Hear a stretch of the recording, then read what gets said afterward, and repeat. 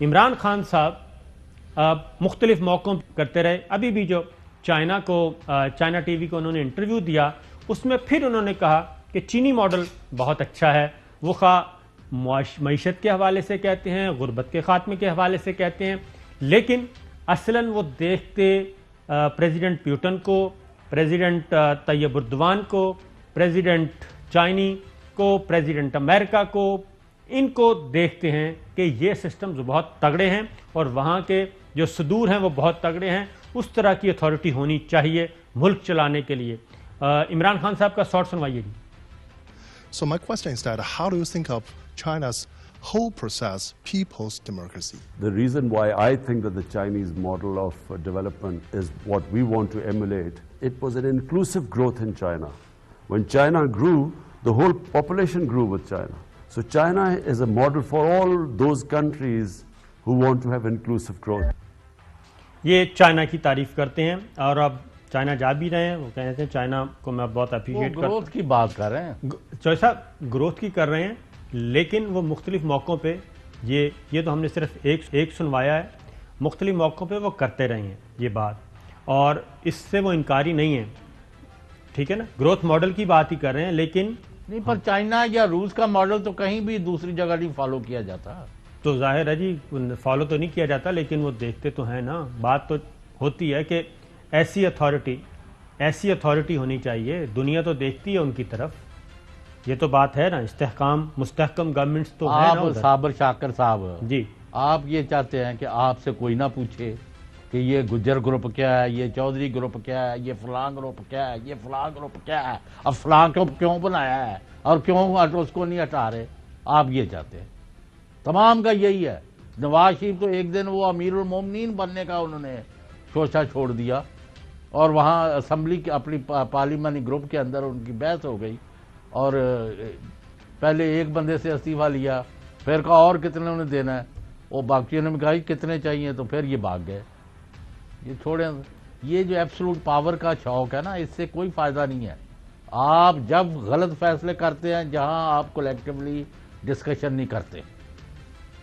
ایسا ہی ہے, اور موجودہ سسٹم میں بھی بہت کچھ ہو سکتا ہے, لیکن نواز شریف صاحب نے بھی سارا ملبہ سسٹم پہ ڈالا تھا اور محترمہ بے نظیر بھٹو نے بھی ساری ناکامیوں کا ملبہ سسٹم پہ ڈالا تھا, اور ذوالفقار علی بھٹو صاحب بھی یہی بات کرتے تھے.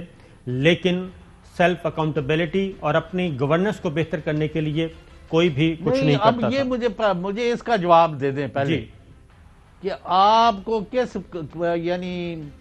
کس نے کہا ہے کہ لوٹ مار کوئی پالیسی ہے, یا پیسہ عوام کا پیسہ لوٹ کے اپنے جیبیں بھرنا, اپنے ساتھیوں کی جیبیں بھرنی, اپنے خاندان والوں کی لوٹ مار سے چشم پوشی کرنا, یہ کہاں کا نظام ہے یا کہاں کا, یعنی یہ کون سا طریقہ ہے جس کے اوپر یہ انسسٹ کرتے ہیں؟ چائنا کی مثال دیتے ہیں تو وہاں تو انہوں نے لٹکایا نا ابھی بھی. جی ہاں, کتنا اس نے پیسہ لوٹا تھا تو اس کا فائرنگ سکواڈ کے سامنے اس کو اڑا دیا. بالکل. یہاں بھی لے کے آئے آپ. یہاں تو ہر روز ہر بندہ رو رہا ہے کہ کئی گنا رشوت بڑھتی جا رہی, کیونکہ سب کو پتہ ہے نہ عدالتوں میں کچھ ہو رہا ہے نہ باہر ہو رہا ہے. کسی نے کوئی پوچھ رہا نہیں, گھر والا گھر نہیں, سانوں کے ڈر نہیں, ہو رہا ہے جو مرضی. اب ذرا سنیے شیخ رشید وزیر وفاقی وہ کیا کہتے ہیں. میں پوری ذمہ داری سے کہتا ہوں کہ وزیر اعظم عمران خان نے کیبنٹ میں نہ ایمرجنسی کی بات کی ہے نہ صدارتی نظام کی بات کی ہے. اگر پی ٹی آئی کا کوئی لیڈر اس پر بیان دیتا ہے ٹی وی چینل پر آ کر تو آپ اس سے جواب لیں.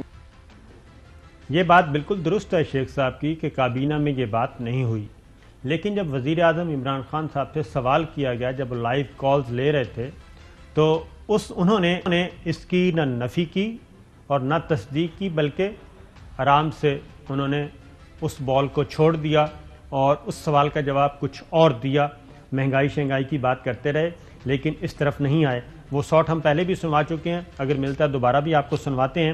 تو چوہے صاحب پہلی بات تو یہ ہے, ایک بات اصولی, کہ کیا اس موضوع پہ گفتگو کرنا یہ کیا کوئی شجر ممنوع ہے کہ اس پہ بات ہی نہیں ہو سکتی؟ یہ کس نے کہا ہے؟ یہ پاکستان پیپلز پارٹی شہری میں نے پورے آرگومنٹ دیے ہیں آپ کو. جی ہاں,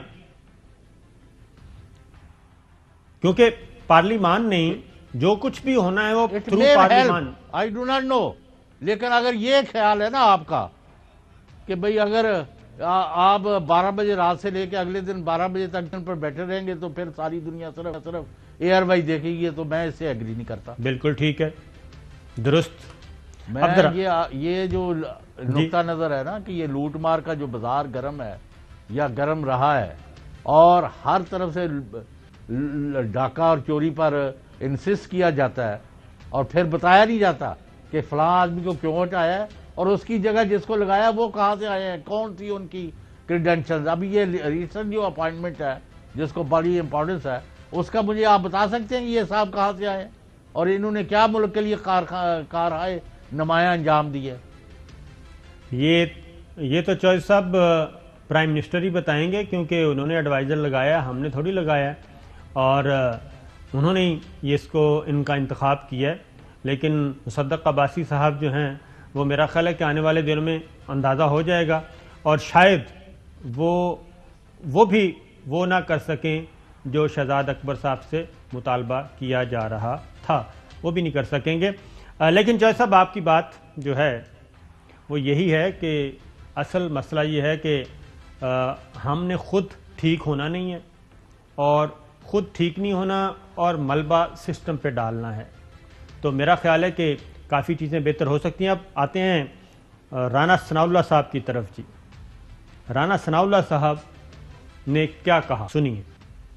میں بھی یہ بتا دوں کہ تم اگر گھٹیا سازشیں کرنے پہ تلے ہوئے ہو، اب تمہیں کوئی مرکشت نہیں ملے گا، اور اگر کوئی مرکشت تمہیں ملے گا تو پھر ہماری بات نوٹ کر لو، ہم ہر اس عدالت کا اور اس جج کا گھراؤ کریں گے جو تمہارے اس گندے اور گھٹیا ایجنڈے کو پروان چڑھانے کے لیے اپوزیشن کے خلاف جو ہے اقدامات کرے گا.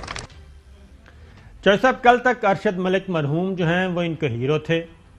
سعودی عرب میں بھی گئے، مارگلا روڈ پہ بھی گئے، اور جاتی عمرہ بھی گئے، اور یہ ساری ملاقاتیں بھی کیں، ریکارڈنگ بھی ہوئی. تو آج یہ ان کے ہیرو سے زیرو کیسے بن گئے؟ نہیں، پہلے جو بشیر صاحب کے پاس کیسز تھے نا، ہاں جی، ان سے لے کے پہلے ادھر ان کے خلاف عدم اعتماد کیا کہ جی اب انہوں نے سزا دی ہوئی ہے، ہاں جی، تو اور جج ہونا چاہیے. پھر یہ جج وہاں لے کے آئے، اس کو کیس دیے. وہ باوجود جتنی ان کی توقعات تھی انہوں نے کافی ان کی مدد فرمائی. اب تو فوت ہو گیا، کیا کرے. اس کے بعد چونکہ ان کے پورے مقاصد نہیں ہوئے، پھر بعد میں ان کو بلا کے ان کو بلیک میل کر کے کبھی یہاں کبھی وہاں، کبھی مکہ مکرمہ کبھی مدینہ منورہ. چھوڑے یار، ان کو تو ہر چیز جو ہے روا. یعنی میں کہتا ہوں کہ اور کوئی کامیابی کی ہے کہ نہیں کی عمران خان نے، ایک کر دیا ہے کہ ان کے چہروں سے نقاب اتر گئی ہے کہ یہ لوگ کہتے کچھ ہے، کرتے کچھ ہے، لوٹ مار ان کا ایجنڈا ہے، اور اس پر جو کاربند ہو یہاں اس گورنمنٹ میں یا اس سے پہلے، وہ ان کے اوپر ایک لفظ نہیں کہنے کو تیار. باقی ان سے جو مرضی کروا لو.